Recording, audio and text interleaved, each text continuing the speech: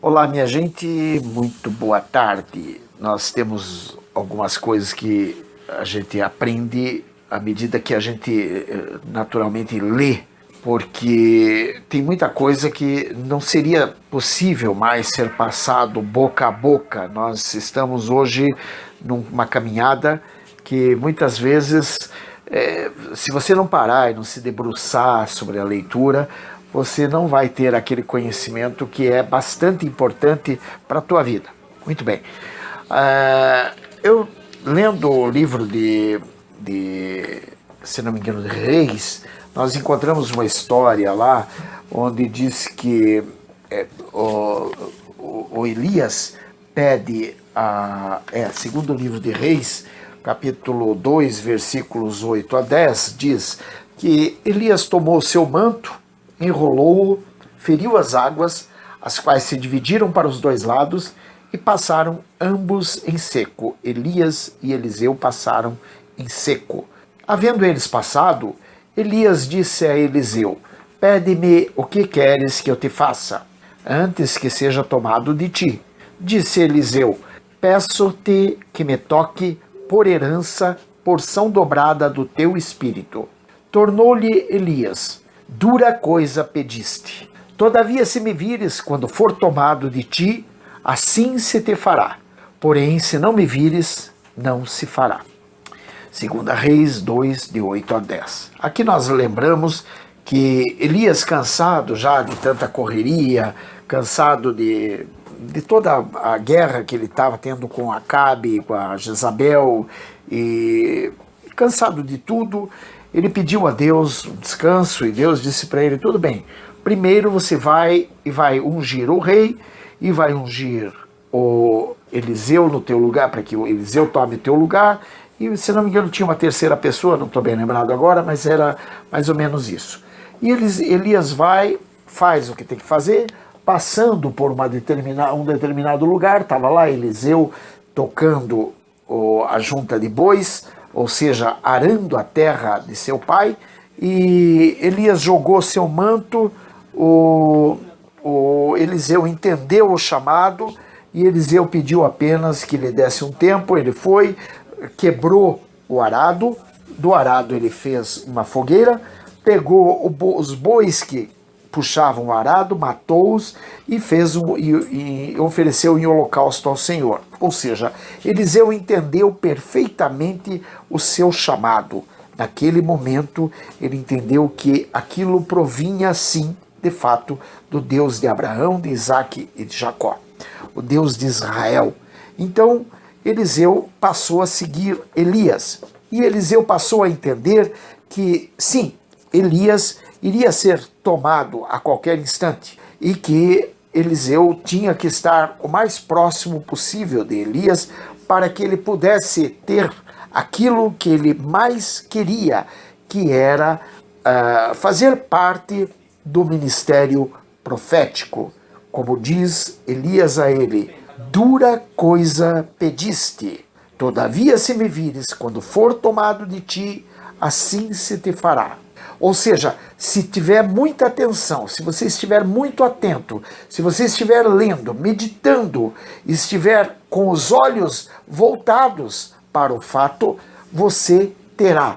Caso não esteja, você não o terá. Ou seja, aqui nós voltamos. Você está lendo, meditando, você está se fortificando na graça que está em Cristo Jesus? Porque se não for assim, desista, porque tudo te será tirado. Ao que muito tem, muito mais será dado. Ao que pouco tem, até aquele pouco poderá ser tirado. Diz assim a palavra em 2 Timóteo, capítulo 2, versículos 1 e 2. Tu, pois, filho meu, fortifica-te na graça que está em Cristo Jesus, e o que de minha parte ouviste, através de muitas testemunhas, isso mesmo transmite a homens fiéis e também idôneos para instruir a outros. Ou seja, nós temos que nos instruir, nós temos que nos educar, nós temos que ler, nós temos que buscar, através das informações já devidamente postas, para que com elas nós possamos crescer em espírito e em verdade, e dessa forma também possamos seguir a ponto de poder instruir aos demais, aqueles que chegarão a nós também com o interesse de participar do ministério profético, que é uma dura coisa. Porém, mesmo sendo uma dura coisa, é algo a que nós devemos ter vontade de participar. Em todas as culturas, nós vemos que o ensino é o que se tem de fundamental, e na nossa cultura, que tem como base os ensinamentos judaicos, bem como ensinamentos cristãos, podemos dizer que Deus ocupa um lugar principal. É claro que nas demais culturas, o Deus que ocupa esse lugar principal não é o Deus de Abraão, de Isaac e de Jacó, portanto, nós não estaremos envolvidos nisso. Nós estamos envolvidos na cultura judaica, que, no nosso caso, mais especialmente, ela vem mais impregnada pela cultura cristã, e, portanto, nós temos este sinal de Deus nas nossas vidas. Isso nós acompanhamos desde os primórdios, especialmente se nós vamos nos voltar ao estudo mais frequente da Santa e Sagrada Palavra. E é assim que percebemos neste pequeno trecho como funcionava a escola de profetas que foi descrita. Nós percebemos que Samuel pode ser considerado o precursor, porque vemos a seguir quando Samuel unge Saul rei, na ocasião em que o mesmo buscava pelas jumentas de seu pai, e elas se haviam perdido. Estava lá Saul procurando as jumentas de seu pai, com o rapaz que o acompanhava. Ele pergunta ao rapaz, porque eles não encontraram as jumentas, pergunta ao rapaz o que deveria fazer.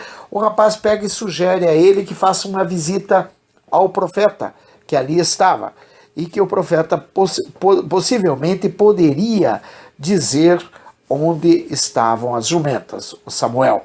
Aí eles vão até o Samuel, e lá o Samuel pega e unge a Saul rei.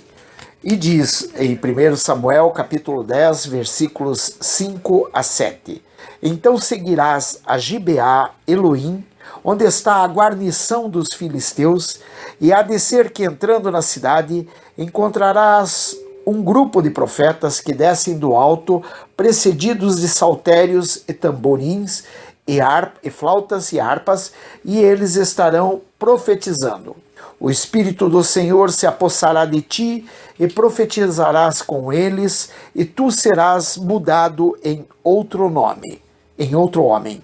Quando estes sinais te sucederem, faze o que a ocasião te pedir, porque Deus é contigo.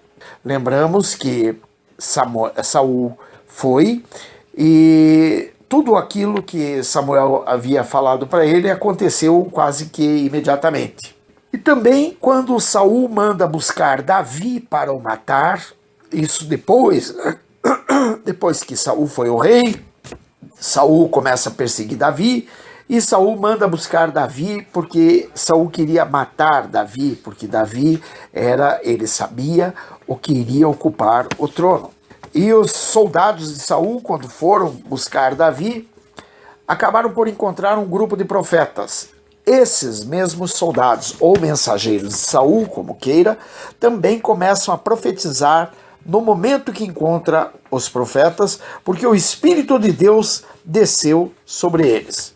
Então enviou Saul mensageiros para trazerem Davi, os quais viram um grupo de profetas profetizando onde estava Samuel, que lhes presidia. E o Espírito de Deus veio sobre os mensageiros de Saul, e também eles profetizaram, como está escrito em 1 Samuel 19, 20. Bom, meditando mais, nós vamos perceber que Elias e Eliseu contribuem para a consolidação da referida escola. Ou seja, a escola de profetas, ela vai se consolidando cada vez mais. Começa então por Samuel, e vem, quer dizer, não é bem começa por Samuel. Samuel tem um papel fundamental ali, e depois vem Elias e Eliseu, que vão contribuir com uma força muito grande ali. Então nós percebemos que a escola funcionava especialmente para, de uma forma ou de outra, acabar de pôr fim à apostasia que estava presente entre os homens e que sempre esteve presente entre nós. Nós vemos então a necessidade do estudo bíblico, que, claro, nos dá a base do conhecimento, para quando então nos aprofundamos, podermos vir a ter os conhecimentos morais e, consequentemente, espirituais. Veja, profetizar não é algo que você possa comprar um pouco no mercado. Eu quero uma dose de profecia, não existe isso. Ou eu quero agora, eu vou levantar e agora eu vou profetizar. Não existe isso. O que existe é que no momento que o Senhor, o Espírito Santo de Deus, ele está próximo e encontra um canal ligado a ele, esse canal de uma pessoa que esteja sempre meditando, estudando, pensando, orando, quase que constantemente, então ele encontra um canal propício para que ele possa entrar e ali ele atuar. Necessariamente, o profeta pode não estar falando pode não estar entendendo aquilo que ele está falando, mas a mensagem que ele der será entendida, porque ele dará a mensagem a um alvo certo. Quer dizer, ele não vai profetizar simplesmente ao léu, à toa. Não existe isso. O profeta, ele só funciona quando ele está moralmente e espiritualmente bem vinculado e bem ligado através do conhecimento, da meditação, da oração, enfim, através disso é que daí ele estará preparado para ser o canal condutor. Claro que nós não podemos imaginar que os objetivos seriam para levar apenas conhecimento aos alunos, que existiam essas escolas de profetas. Mas, antes de mais nada, também prover aos mesmos a experiência profunda com Deus. Experiência com Deus, gente, é o trabalho, é a meditação, é a oração, é a disciplina, é a obediência, obedecer ao teu líder, ainda que ele não esteja sendo correto contigo. A obediência é fundamental, a disciplina é fundamental para que você possa, dessa forma, tendo uma experiência mais profunda com Deus, você vir a conhecer o sobrenatural de Deus e aí assim obter a responsabilidade no trato com o ambiente espiritual que passará a conhecer. O ambiente espiritual no qual você vai passar a conhecer e a circular é um ambiente onde você não pode simplesmente sair tirando, trocando, mexendo, metendo o teu bedelho. Você não pode chegar e querer dizer que quer que esta mesa ou esta cadeira fique aqui ou acolá, de jeito nenhum.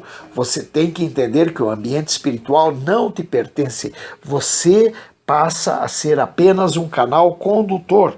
E você vai ter que conhecer para que possa entender os milagres e saber que esses milagres podem ser alcançados, tanto mais quanto a gente consegue entender a proximidade com Deus e que isso só pode ser alcançado quando conseguimos, de fato, ouvindo a voz de Deus, entender o que Ele de fato nos diz e o que Ele de fato, por seu Espírito Santo, nos orienta a fazer. Qual é o caminho que devemos tomar? O que devemos fazer? Como devemos nos conduzir? É assim que temos que estar na presença de Deus. Por esse motivo, você que pretende penetrar no ministério profético, tome cuidado, ele não é um parque de diversões. E não existe para curiosos, para que os curiosos entrem e pensem que podem fazer uso do ministério profético. O ministério profético é algo que pode levar um homem a ter problemas muito sérios se não estiver sendo bem conduzido pela boa mão de Deus, ou seja, pelo Espírito Santo de Deus. Apenas fechando com a mesma leitura de Elias, lá em 2 Reis 2, de 8 a 10. Então Elias tomou o seu manto enrolou-o, feriu as águas, as quais se dividiram para os dois lados, e passaram ambos em seco. Havendo eles passado, Elias disse a Eliseu: Pede-me o que queres que eu te faça, antes que seja tomado de ti. Disse Eliseu: Peço-te que me toque por herança, porção dobrada do teu espírito. Tornou-lhe Elias: Dura coisa pediste. Todavia, se me vires quando for tomado de ti, assim se te fará. Porém, se não me vires, não se fará. Que Deus te abençoe, que Deus te proteja, que Deus te guarde, que Deus te restaure, que Deus te liberte, em nome de Jesus. Beijos, bye, fui.